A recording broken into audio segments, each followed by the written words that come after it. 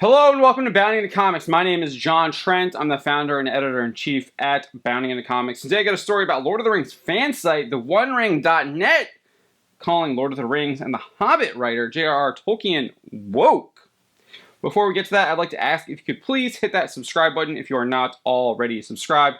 If you are already subscribed, please make sure you are still subscribed.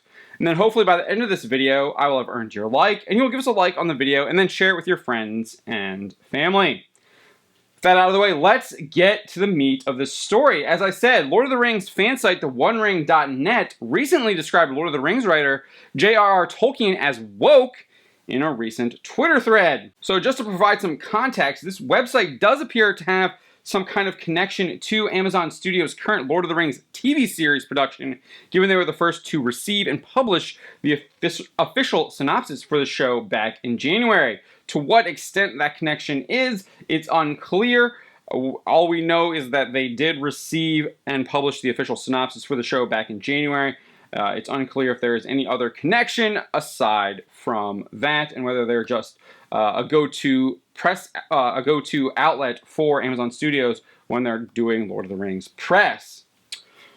Regardless, they took to Twitter where they began a thread condemning homophobic comments. This is what they wrote. Quote, "Listen, we've been dealing with homophobic comments for decades and it's still wrong. Whatever toxic arguments are being said about how Lord of the Rings fandom and adaptations is the same trash that said Ian McKellen was the worst affront to Tolkien's legacy ever. Hashtag pride." They followed that up writing, quote, "Cogent, respectful debate on Tolkien is always welcome, but homophobic, racist, misogynistic trash is always a case for banning. It's not what Tolkien fandom is, wants, or welcomes. We used to be able to ban in the era of message boards and IRC, but in the era of social media, the platforms can't keep toxicity out of our community. We can mute and block, but that's only for this account's feed. Twitter is not a community simply because it lacks anti-troll tools. Nasty people still show up in replies because their toxic friend subtweeted us." In this next tweet, they would describe Tolkien as woke. This is what they wrote. Quote, "If you still think Ian McKellen is the worst and that Catholic Tolkien would have never approved, I beg you to read more of Tolkien's books and letters. He was woke, stood against hate, embraced all cultures in life and fiction. It's why his books are translated in every language." They continue the thread writing, "If you think Ian McKellen gets a pass, but whatever Amazon is doing is a disgrace to Tolkien, please think more on your personal bias before tweeting. Our block button is very active, and if you retweet and enable toxic voices in the name of free speech, you do not love Tolkien." They concluded their thread writing, "Hashtag pride gives us some of the greatest performances beyond all expectations." It's unclear what the onering.net is specifically taking issue with, other than it has something to do with Ian McKellen and the Amazon production and alleged comments made about them. But as you can see in these tweets, they don't actually provide any evidence of these comments or any context whatsoever to frame what they're actually addressing. None whatsoever. But let's get to this idea of Tolkien being woke. If indeed they're describing him as woke, one has to wonder what kind of definition of woke the One Ring is using, because Tolkien is probably the furthest from woke as you can get, being a devout Catholic. To elucidate this point, Bishop Robert Barron of the Archdiocese of Los Angeles describes wokeism as an, quote, intellectual virus. While asking if this ideology is the answer to injustice, he provides an excellent definition of what wokeism actually is.